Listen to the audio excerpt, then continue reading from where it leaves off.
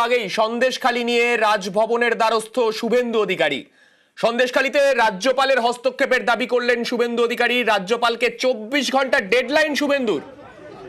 রাজ্যপাল হস্তক্ষেপ না করলে রাজভবনে লাগাতার ধর্নার হুঁশিয়ারি শুভেন্দুর। প্রসঙ্গত তিনি তুলে আনলেন অভিষেক বন্দ্যোপাধ্যায়ের ধর্নার প্রসঙ্গ।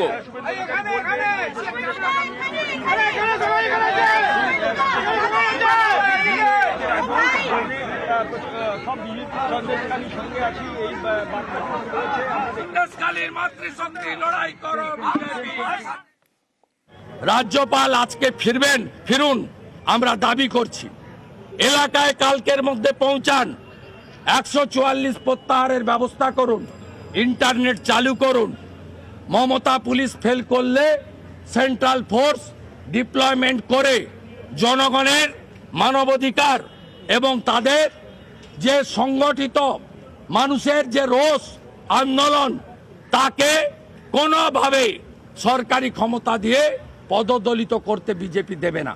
সোমবার দিন অ্যাসেম্বলিতে জড়ো হয়ে 144 ভাঙার জন্য সন্দেশখালী যাব। আমরা রাজ্যপালকে 24 ঘন্টা টাইম দিয়ে গেলাম। আমাদের সঙ্গে রয়েছেন তৃণমূলের নেতা ডক্টর শান্তনু সেন। আমি তার কাছে যাব। শান্তনু বাবু, যে বিষয়টা এক্ষেত্রে জিজ্ঞাস্য যে 144 ধারা প্রত্যাহার করার দাবি করছেন শুভেন্দু অধিকারী, বলছেন কেন্দ্রীয় বাহিনী মোতায়েন করতে হবে, নয়তো তারা যাবেন, এবং তার পাশাপাশি রাজভবনের বাইরে ধর্নার হুঁশিয়ারিও দিলেন শুভেন্দু অধিকারী। কি বলবেন? বাংলা বিদ্বেষী ভারতীয় জনতা পার্টি এবং তার লোডশেডিং এর নেতা শুভেন্দু অধিকারী একদিকে বাংলা যখন রাজনৈতিকভাবে বঞ্চনার শিকার হচ্ছে, আর্থিক বঞ্চনার শিকার হচ্ছে, তখন সেই নিয়ে মমতা বন্দ্যোপাধ্যায়ের আন্দোলন কেন্দ্রের মুখোশ যখন খুলে গেছে, সেই সময় সেদিক থেকে দৃষ্টি ঘোরানোর জন্য তারা আবার বাংলাকে বিভিন্নভাবে অশান্ত করার চেষ্টা করছে। সন্দেশখালীতে ইতিমধ্যেই এটা প্রমাণিত যে বিজেপির মদতে সিপিএম এর কিছু মানুষ সাধারণ মানুষকে প্ররোচিত করে সেখানে বিশৃঙ্খলা তৈরি করতে চাইছে। পুলিশ সেখানে আইন শৃঙ্খলা প্রণয়নের জন্য কঠোরভাবে ব্যবস্থা নিয়ে নিরপেক্ষভাবে কাজ করছে।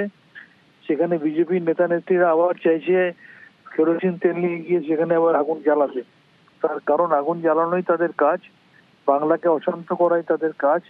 এই শুভেন্দু বাবুদেরই নেতৃত্বে বিভিন্ন কর্মসূচির মাধ্যমে কিভাবে বাংলাকে অশান্ত করার বহুবার চেষ্টা করা হয়েছে সেটা বাংলার মানুষ দেখেছে।